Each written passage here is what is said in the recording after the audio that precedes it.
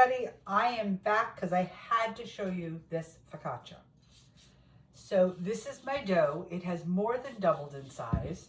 I'm going to take it out and I want to angle this. Hold on, guys. We're going to angle this down more. Boom. There we go. Okay, so I'm going to pull this out of my bowl.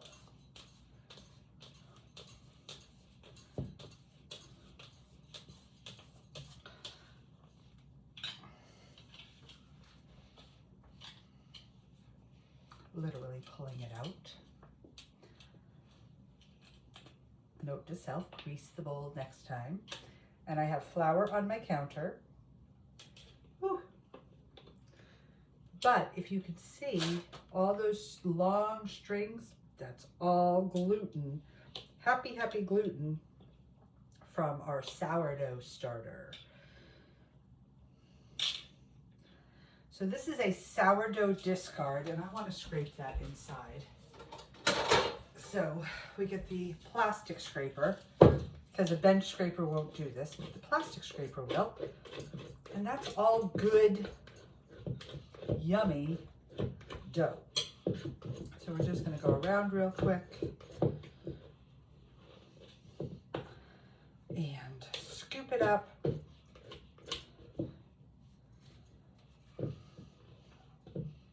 And we get more dough.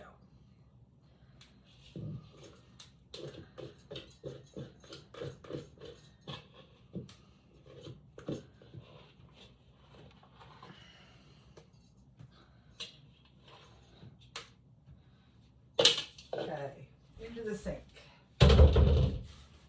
And always one thing, when you're doing dough, put cold water into your bowl. Don't put warm water. Cold water breaks it down. Warm water makes it basically bake in your bowl.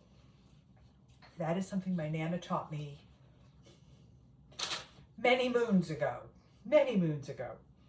So I am just kneading down my dough. Like I said, I have a little flour. And I have 2 pans prepared with parchment paper with olive oil that I have brushed on, but it just keeps settling. So before I put them in, I'll wiggle it around. I have my big one, and then I've got the cast iron. I don't know which is going to work better, but I've got those 2 ready to go with parchment paper. And I'm going to knead this a little bit just to get everybody happy and back together. Okay. Then I'm going to cut it in half, and I just use a bench scraper to cut it in half. And again, I'm not weighing it to cut it exact. I'm not perfectly even. I'm sure one is bigger than the other. Whatever. Okay. And now I'm going to stretch it because it's got to fit into that pan and fill the corners. So I'm going to just push it out with my fingers. This dough is very, very light, very puffy, very elastic. It feels so good to deal with. And I'm just stretching it to fit in that pan.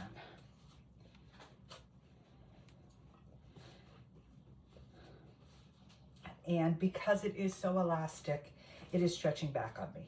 So Delilah, no. She thinks this is for her. She's barking at me. Okay. Shake off some of the flour right into that pan.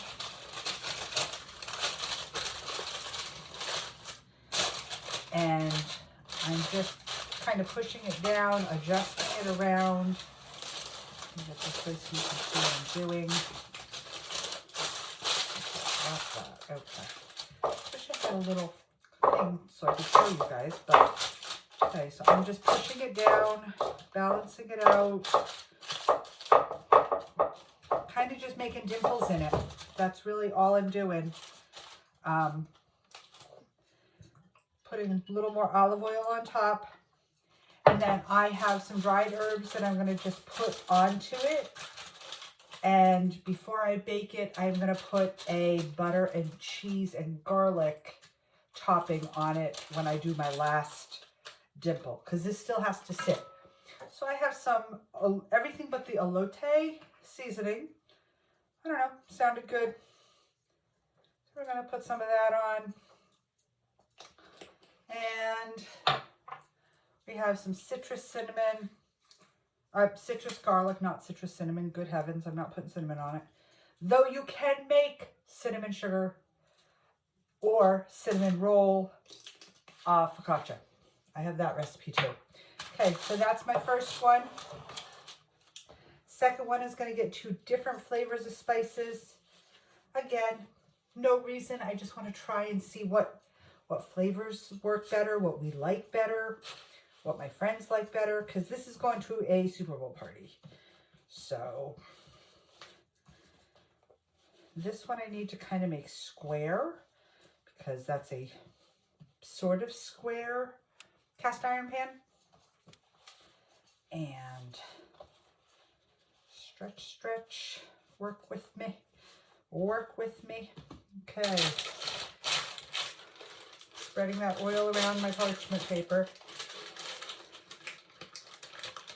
Which, like I said, I did use the pastry brush or the barbecue base or whatever you want to call it, just the nylon silicone brush that you can spread barbecue sauce or whatever. Into the pan. Happy, happy. Dimple, dimple.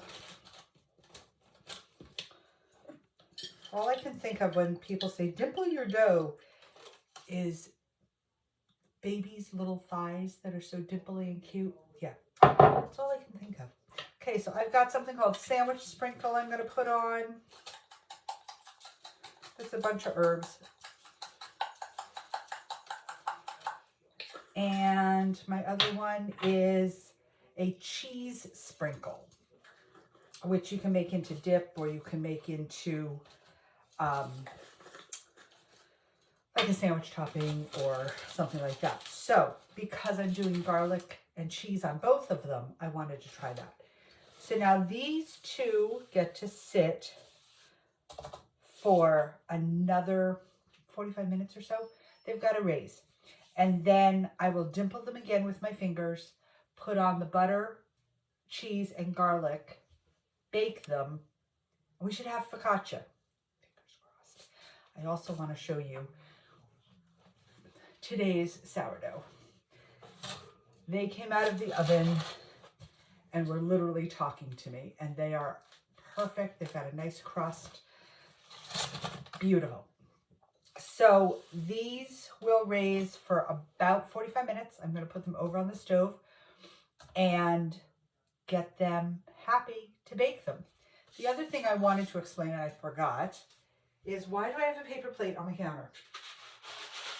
This is sourdough starter that oozed out of my 2 sourdoughs there on the stove. And it was dry. I'm going to try an experiment and see if they can be rehydrated into sourdough starter. I believe they can. There's really no reason they can't. Sourdough can be dehydrated. These dried out naturally, so there, again, should be no reason. Experiments. What else is life about? Learning and growing. Okay, guys, these have to go sit. I've got to go get a couple things done. I will talk to y'all soon. Oh gosh, I'm covered in flour. And I will post pictures of these focaccia on my page. Have a great day. Enjoy. Bye.